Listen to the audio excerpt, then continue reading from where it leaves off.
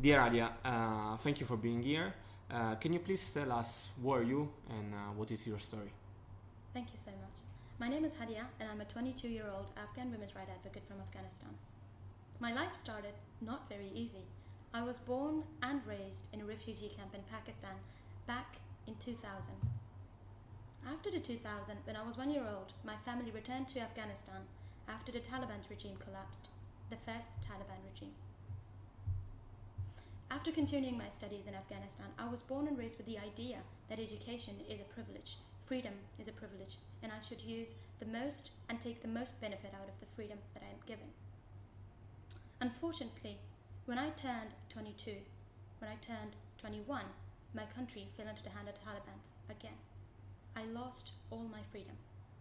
The doors of the schools and the universities closed, not only on my face, but also on my family and the rest of the women in my country. I lost my ability to secure an employment. I was immediately fired from the office for being the only female.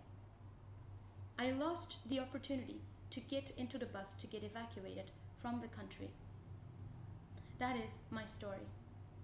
And in 2023, after years of attempt to find a secure place, not for myself only, but also for my family of 3 women, I managed to get into the borders of Italy.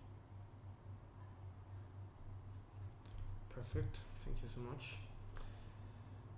I would like to ask you now how the migrant reception system in Italy can improve based on your experience.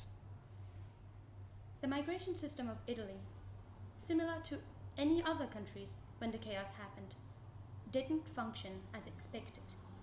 Loads of countries, the world leaders as they say, collapsed and they were shocked by the immediate change that happened in Afghanistan. Their systems were not working correctly. They didn't prioritize the population that were in danger and at risk. In my opinion, as a refugee woman who managed to get into Italy with loads and loads of danger, I believe the Italian migration system could do so much better by planning better, by prioritizing women and those at risk of being persecuted, like advocates, human rights defenders, and journalists, and the rest of the population, particularly those that are minorities of religious and ethnic minorities. Italian system for migration depended on the third countries.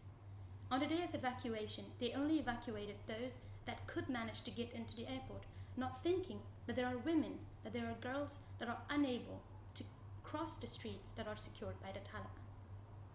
We, the women, had to run, had to flee, had to pay men to accompany us to a border to find safety in a third country, such as Pakistan, Iran, and so on.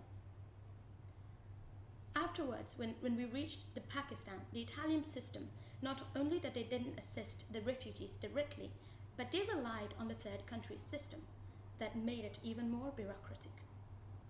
I think they could do so much better by taking the matter in their own hands, saving those who served their countries, who served for humanity, and who served for the women and girls. Thank you so much. We go on with the third question.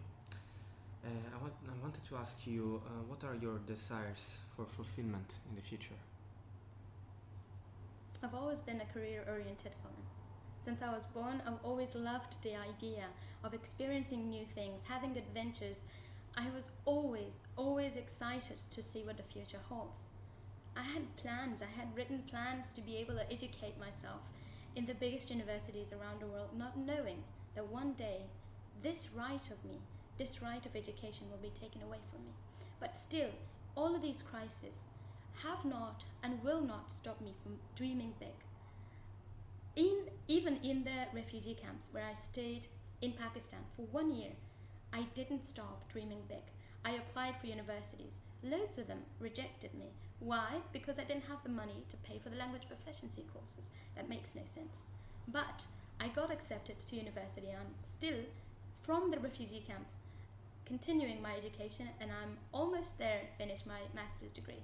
I want to see myself being in a place where not only that I help myself, my family, my community, but all the women around the world that are suffering. I see myself in a position as somebody who has experienced it to help the women at risk, to help the women who are suffering from gender-based violence. We go on with the last question, and I wanted to ask you, what do you think about the AGI platform and how this system could improve to help people in a situation like yours? Thank you so much. When I arrived in Messina, it wasn't planned. Like so many of us, we were promised to be relocated to a city where we will have people expecting us. I was promised by a lot of people that when I enter Italy, I would have people expecting me, waiting for me, to support me, to help me, to hold my hand, to show me the ways when I don't know the language, when I don't know the people, when I don't know anything. Just like so many other people, the only thing I knew about Sicily, that it's beautiful and it's one of the world's biggest tourist attraction. That's all I knew.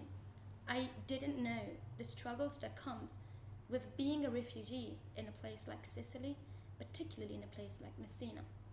After listening about the platform of AGI, I got hope.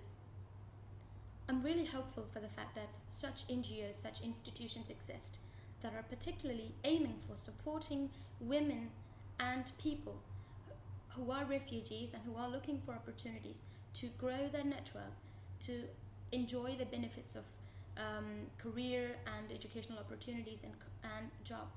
When I arrived here, and I'm still struggling with it, but I'm really hopeful that AGI is assisting me.